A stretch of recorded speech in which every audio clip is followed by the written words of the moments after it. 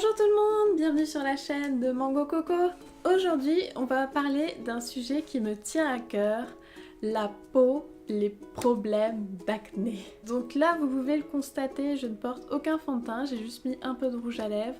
Mais vraiment, j'ai rien sur ma peau par de la crème solaire que j'ai mis ce matin. Donc vraiment, je vais vous montrer aujourd'hui l'état de ma peau de près parce que je pense que de là, vous voyez absolument pas de quoi je vais vous parler. Vu la qualité de la vidéo, je suis même pas sûre que vous verrez quoi que ce soit. Je m'en excuse. Donc ma peau, à l'heure actuelle, elle est grasse, à tendance acnéique. C'est-à-dire que j'ai des boutons régulièrement, mais que je suis pas non plus couverte de boutons rouges tout le temps. C'est vraiment de temps en temps, et notamment quand je vais avoir mes règles ou après avoir eu mes règles, ou quand je suis stressée. Enfin, il n'y a pas vraiment de cause, je sais juste que de temps en temps, voilà, j'ai un ou deux boutons qui apparaissent. Plutôt dans cette zone-là, j'en ai très rarement sur les joues ou sur le front ou sur le nez. Je vais tenter de vous montrer de près les fameux problèmes de peau dont je vous parlais. Sachez que c'est vraiment un effort pour moi de vous montrer ça. Donc vous devez voir, vous voyez, j'ai des points noirs, notamment sur le nez. Et je commence à en avoir un petit peu sur les joues, mais vraiment sur le nez. J'en ai un peu sur le menton aussi. Vous voyez, surtout j'ai la peau toute granuleuse en fait. Zoom de l'extrême.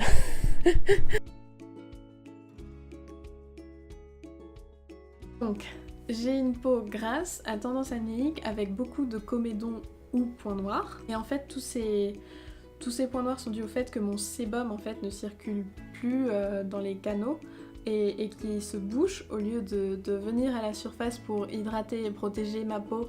En fait, il reste coincé, donc j'ai les pores obstrués et c'est ça qui fait que soit ça s'infecte et ça crée un bouton, soit ça s'oxyde en fait au contact de l'air au bout d'un certain temps et ça devient des points noirs. J'ai des micro-kystes également. Et il n'y a pas un milliard de solutions face à ça en fait. Si vous avez votre sébum qui n'est pas fluide et qui obstrue vos pores comme le mien, concrètement je peux pas faire grand chose moi-même. J'ai essayé plusieurs solutions. J'ai testé plein de crèmes, plein de traitements, j'ai changé mon alimentation, j'ai fait du sport. J'ai été voir une dermato quand j'étais ado, qui m'a donné des lotions et des crèmes qui m'ont arraché la peau, vraiment. Qui ont aggravé encore plus mon problème et qui m'ont donné absolument plus envie de jamais retourner chez une dermato.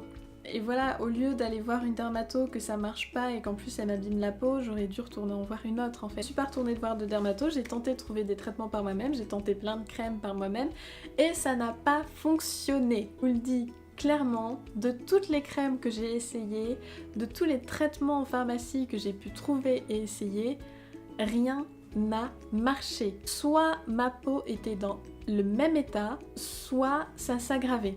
Parce que justement ça allait assécher justement ma peau pour assécher le bouton et au final ça faisait qu'aggraver l'état de ma peau et au final à force de tester tous ces produits j'ai fait que déséquilibrer cette production de sébum et l'état de ma peau en général et au final j'ai fait qu'aggraver le problème. Je pense que j'avais une peau qui était déjà un peu merdique au début mais qui aurait pu être sauvée et au final j'ai fait que me créer une peau complètement merdique totalement, hein, on va dire ça comme ça, et qui est complètement déséquilibrée. Donc il y a quelques mois, j'ai fini par me décider à aller chez une dermato par moi-même, sachant que aller voir un spécialiste ça coûte cher, donc on n'a pas forcément tous les moyens d'aller voir un spécialiste, surtout quand on est jeune je pense, parce qu'un spécialiste oui ça peut facilement coûter 60 €, voire plus. Moi je sais que j'ai payé 50 € pour vous donner une idée. Et elle m'a clairement dit que oui, l'alimentation jouait pour tout ce qui était peau à tendance acnéique, mais que c'était vraiment pas un facteur clé. Voilà, c'est un des facteurs, mais c'est un des facteurs parmi tant d'autres et c'est pas votre alimentation qui fait que forcément vous avez tous ces boutons toute votre vie. Elle m'a dit vous avez une des acnés les plus difficiles à traiter et une acné qui risque de rester à vie, que vous devrez toujours lutter contre cette acné et faire des efforts pour que votre peau reste dans un état potable. Donc déjà joie, je vais avoir des problèmes de peau toute ma vie. C'est l'histoire de ma vie. Elle m'a dit clairement il y aura des périodes où ça ira et il y aura des périodes où ça ira pas du tout. Parce qu'en fait voilà, j'ai pas le type d'acné avec les boutons rouges, comme je vous disais, des boutons rouges. j'en ai vraiment pas souvent. Et par contre ce type d'acné avec des points noirs, les pores obstrués et des microkystes en fait qui se forment. Et elle m'a dit que ce type de peau c'est très difficile de lutter contre ça. Ça risque de toujours être le cas en fait. J'aurai toujours cette peau crasse, les pores obstrués et le cercle vicieux, les points noirs, les microkystes. Et qu'il faudra vraiment que je fasse des efforts tout au long de ma vie. Voilà. Joie. Revenons-en à nos moutons. Donc cette dermato, oui, m'a dit que voilà, j'avais la peau granuleuse, grasse, voilà, des points noirs, machin. Et donc elle m'a recommandé 2 crèmes qu'il fallait que je mette la nuit parce que c'est des crèmes qui vous rendent photosensible. Donc quand vous êtes plus sensible à tout ce qui est rayons du soleil, il faut faire plus attention sinon vous risquez d'avoir des cicatrices, etc. Donc elle m'a recommandé de mettre de la crème solaire tous les matins. Pardon, j'ai un peu mal à la gorge, vous devez l'entendre, j'ai un peu une voix d'Australopithèque.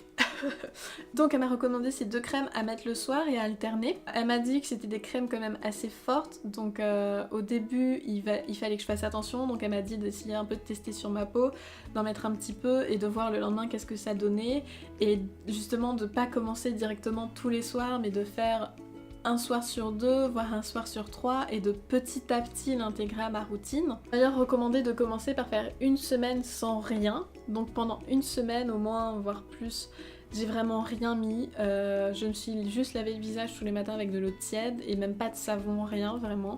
C'était vraiment histoire de retrouver cet équilibre de la production de sébum, etc. D'essayer de recréer ma barrière épidermale, je sais pas comment ça se dit, bref, de recréer cette barrière cutanée que j'avais complètement détruite à force de tester tel ou tel produit et de complètement déséquilibrer ma production de sébum. Donc vraiment pendant une semaine j'ai vraiment rien mis, j'ai rien fait. Et ensuite petit à petit j'ai introduit ces 2 crèmes. Elle m'a également donné une crème pour le matin, une crème qu'on achète en pharmacie par contre. Elle m'a recommandé en disant que c'était une très bonne crème, que j'avais moi déjà testée une fois, qui n'avait pas vraiment fonctionné, c'est-à-dire que ça n'avait pas amélioré de façon fulgurante l'état de ma peau, mais ça l'avait pas aggravé non plus.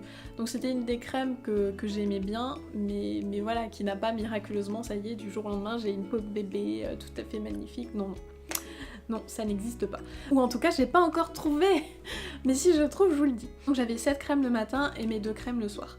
Après ça, elle m'a également prescrit en fait une cure de zinc. En fait, je devais prendre du zinc tous les soirs pendant 1 mois et ensuite rien pendant au moins 2 mois et ensuite du zinc. Parce que justement, les gens qui ont beaucoup d'acné, les études ont montré que souvent on manque de zinc et c'est pour ça justement qu'on a en partie, hein, c'est un des facteurs parmi tout plein d'autres facteurs, ça peut être ça. La cure de zinc, est-ce que ça a fonctionné? Oui, ça a un peu fonctionné. J'avais déjà testé une fois, pas qu'avec du zinc, mais c'était un autre produit qui s'appelle Poméol Ponette, il me semble. J'avais testé, ça avait bien fonctionné. Bon, j'avais pas, je vous le dis encore, pas de miracle, pas de peau de bébé. J'avais un petit peu l'impression d'avoir la peau un peu plus lisse, un peu moins granuleuse, les pores légèrement plus resserrés. Enfin, c'était pas fou, mais moi vraiment personnellement j'ai vu la différence, senti cette différence, mais c'était pas voilà un miracle, une peau de bébé, non, non c'était pas ça. Ensuite, elle m'a dit de revenir dans 3-4 mois pour justement... Parce qu'en fait, ces crèmes sont là pour fluidifier mon sébum, pour essayer justement qu'il s'écoule plus facilement, pour essayer de vider au maximum ces pores obstrués. Et après ça, en fait, j'aurai une séance avec une infirmière qui va justement extraire ces comédons. Parce qu'il faut pas le faire vous-même chez vous, ou alors faites-le avec beaucoup de précautions en suivant toutes les recommandations qu'on peut trouver sur internet. Elle m'a dit que ça risquait de faire assez mal et que justement là, dans l'état actuel de ma peau, et c'est pour ça qu'elle voulait essayer de fluidifier mon sébum, il me faudrait plusieurs séances. Vraiment, une seule séance suffira absolument pas, il va falloir plusieurs séances et c'est pas... Elle a pas pu me dire exactement combien, mais comme j'ai énormément de points noirs et de pores obstrués et de microkystes, elle m'a dit qu'il faudrait clairement plusieurs séances, c'est pour ça qu'elle veut essayer de réduire le coût, parce que c'est un coût toutes ces séances, Donc il faudrait que je paye à la fois ma dermato et le coût de cette extraction de comédon de points noirs. Et voilà, je ne suis pas Crésus. Ça, le processus actuel. Je pense que vous pouvez aussi essayer par vous-même d'améliorer l'état de votre peau si vous n'avez pas une acné très forte, si vous n'avez pas énormément de problèmes. Je pense vraiment que des choses très simples comme faire attention à votre sommeil, éviter de manger trop de sucre, surtout de façon par pic en fait. Parce que c'est tous ces pics d'insuline qui vont créer ces poussées d'acné en fait. Donc vraiment il faut éviter tout pic d'insuline. Donc les conseils. Ce que j'ai lu, c'est ce que j'ai vu. Je peux vous recommander une youtubeuse qui m'a vraiment beaucoup aidé à lutter contre mon acné. Je vous mettrai le lien en bas, qui s'appelle Lia Yu. Et qui vraiment explique super bien comment fonctionne l'acné, qu'est-ce qu'on peut faire pour lutter. Elle donne vraiment de nombreux exemples de produits à utiliser et qui elle-même a dû lutter contre ce type d'acné, d'acné à points, à boutons rouges, vraiment à changer toute son alimentation, à changer toutes ses habitudes en fait pour essayer de lutter contre ces problèmes de peau. Et ça a vraiment fonctionné et elle a vraiment inspiré énormément de monde avec ses vidéos et avec tous ses conseils. En attendant, passons aux fameux produits que j'utilise. Les deux crèmes que j'utilise le soir, Cutacnil et Adapalène. Voilà. En termes d'ingrédients pour Adapalène, de toute façon, c'est que des trucs ultra méga chimiques que je connais absolument pas. Pour le Cutacnil, c'est assez basique, c'est du peroxyde de benzoyle hydraté. À mon avis, c'est des produits méga chimiques, clairement. Tombé sur pas mal de jeunes ados qui mettent leurs avis, qui expliquent voilà, qu'ils ont des problèmes d'acné, que leur dermato justement leur a prescrit ce produit. Donc ils ont visiblement, eux par contre, pour la plupart, eu pas mal d'effets secondaires. La dermato m'avait prévenu qu'il pouvait y avoir des effets secondaires, c'est pour ça qu'elle m'a dit de l'inclure petit à petit à ma routine et vraiment d'arrêter tout de suite si j'avais des effets secondaires trop prononcés. Notamment eux, ils ont eu des rougeurs, il y en a qui ont eu la peau qui pèle, des sensations de picotement. Moi par contre j'ai pas eu énormément d'effets secondaires, notamment avec Adapalène. Autant avec Cutacnil j'ai eu quelques effets secondaires, autant avec Adapalène vraiment aucun problème. J'ai vraiment pas eu la peau qui pèle, pas eu la peau rouge, pas eu de sensation d'irritation.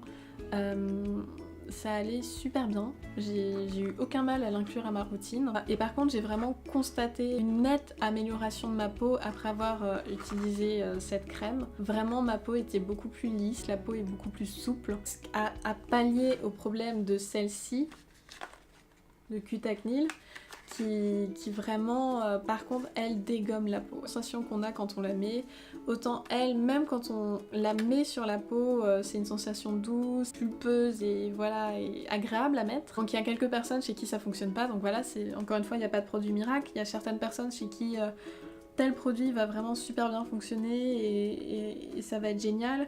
Et il y a vraiment d'autres personnes, on sait vraiment pas comment la personne va réagir. Par exemple, moi j'ai pas eu énormément d'effets secondaires, la personne à côté, ben non, visiblement, il y avait des avis où la nana, elle disait qu'elle avait eu des plaques, qu'elle avait eu la peau qui pelait, et en plus pendant au moins un mois, enfin moi je sais pas, au bout de 2 semaines j'arrête d'utiliser ce truc.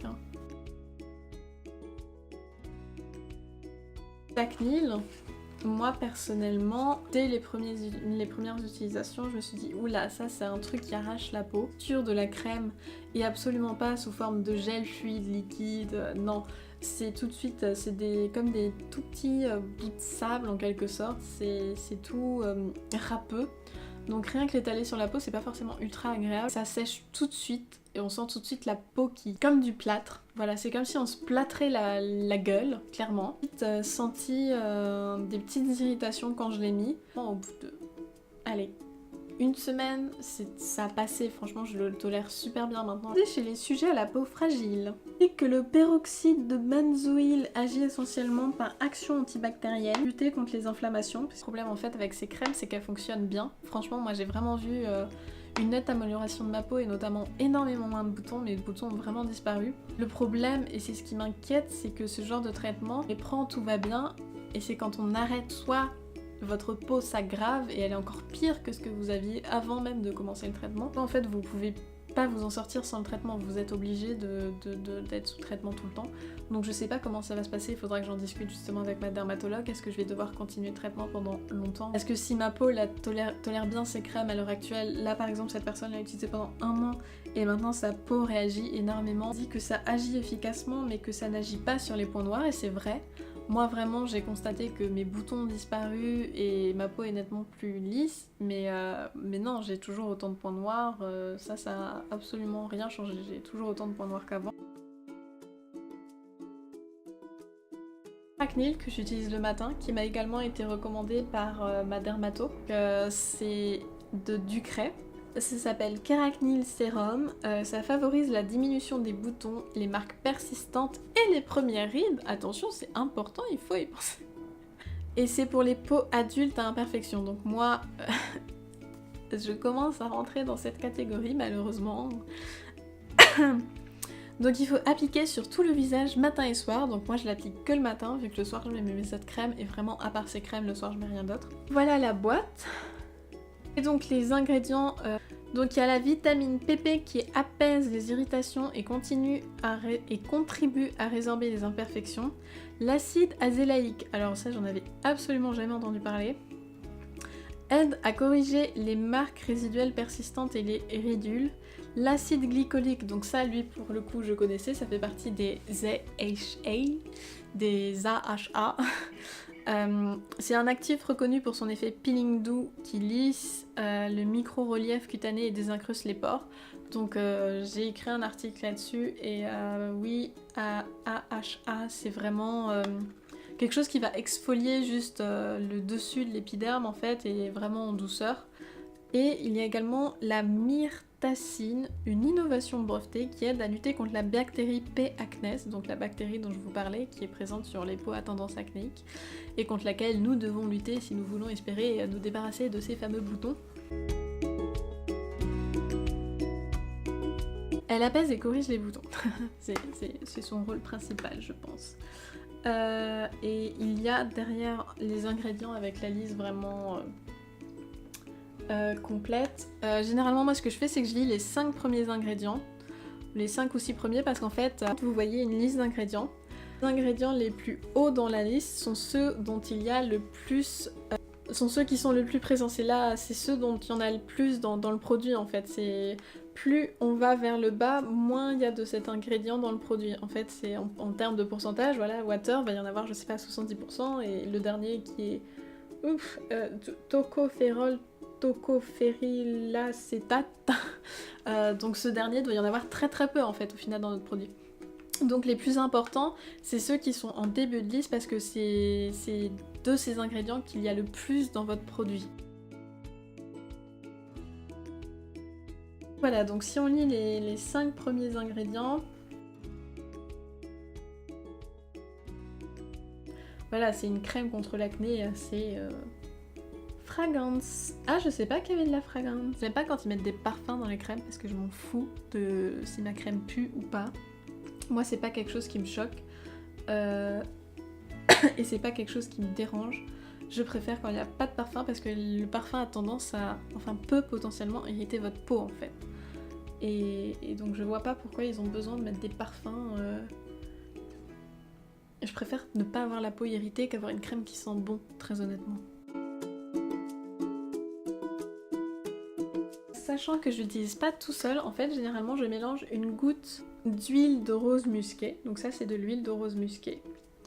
Donc je mets en fait un peu de crème dans la paume de ma main, je mets une goutte d'huile de rose musquée, je mélange et je mets ça sur ma peau parce qu'en fait ça m'hydrate pas assez la peau. Et l'huile de rose musquée est vraiment recommandée pour tout ce qui est peau grasse en fait, aide justement à contrôler votre sébum. Je recommande de mélanger à vos crèmes un peu d'huile, voire de temps en temps moi ce que je fais c'est que je masse le visage avec un mélange d'huile de jojoba et d'huile de rose musquée. Voire même le soir si vous avez pas de crème à vous mettre, justement laissez un peu d'huile et ça va aider à réguler dans la nuit votre sébum et le lendemain juste vous passez le visage à l'eau tiède et voilà ça aura déjà fait... Parce que le soir vous vous en foutez d'avoir la peau qui brille et d'avoir la peau toute luiseuse d'huile, c'est pas grave, vous allez dormir. Généralement après ça je mets ma crème solaire qui est Elta MD. que justement j'ai découvert grâce à Lia You. Donc c'est SPF 46, donc c'est quand même pas mal, hein, on va le dire. Ça protège bien. Et surtout, c'est une crème solaire adaptée aux peaux à tendance acnéique. Parce que moi, j'ai eu énormément de problèmes pour trouver une crème solaire pour ma peau, sachant qu'elle est grasse, sachant que j'ai de l'acné, sachant que il faut surtout pas que je mette une crème qui va faire la peau et qui va justement créer encore plus de comédon qu'avant. Donc cette crème solaire protège contre les UVA et les UVB. Niacinamide dedans, donc c'est un très bon ingrédient. Du zinc oxyde, donc ça aide justement à réguler le sébum. Franchement, c'est une super crème solaire.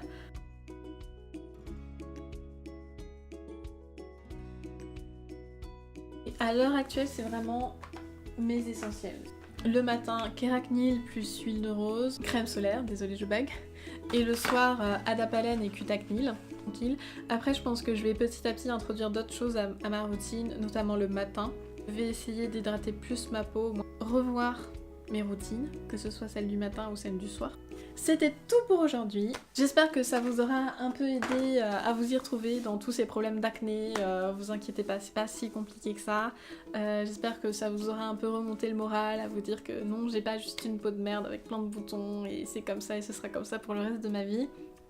Vous pouvez améliorer l'état de votre peau, c'est possible, il faut y croire. Moi j'ai passé des années à tester plein de crèmes avant de vraiment trouver des crèmes qui fonctionnent, avant de vraiment trouver des routines qui fonctionnent pour moi. Il faut vraiment pas arrêter, il faut vraiment continuer à tester, il faut alléger vos routines justement, essayer de mettre beaucoup moins de crème, essayer de moins laver votre peau. Donc c'est plein de petites choses qui les unes les autres vont faire que vous allez réussir à améliorer l'état de votre peau, je vous assure. Apprenez à vous en ficher, à vous accepter tel que vous êtes parce que les gens, ils vont pas forcément faire un blocage sur votre peau, ils s'en fichent, enfin ils vont vous accepter tel que vous êtes en fait. Enfin oui, vous avez une moche peau et alors vous êtes peut-être super drôle, ou alors vous êtes peut-être pas drôle, vous êtes peut-être ultra timide comme moi et bizarre avec d'autres gens parce que vous savez pas comment interagir avec les gens.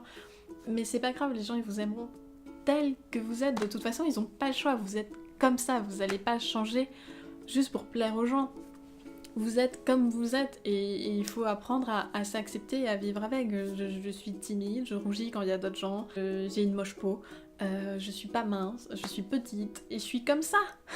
J'y peux rien. Soit les gens m'acceptent tel quel, soit ils passent à autre chose, ils rencontreront d'autres gens. Il y a des millions de gens sur cette planète, il y en a même des milliards. Si les gens vous acceptent pas tel que vous êtes pour votre peau, c'est que de toute façon c'est pas des gens qui méritent que vous fassiez des efforts pour eux en fait. Donc vraiment, mes amis, passez au-dessus. Je vous souhaite une excellente journée. Go, abonnez-vous, c'est super bien. Il y a quelqu'un qui tape en bas. Je sais pas si c'est ma voisine du bas ou pas. Je sais pas si elle fait des travaux ou si elle essaie de me dire de me la fermer.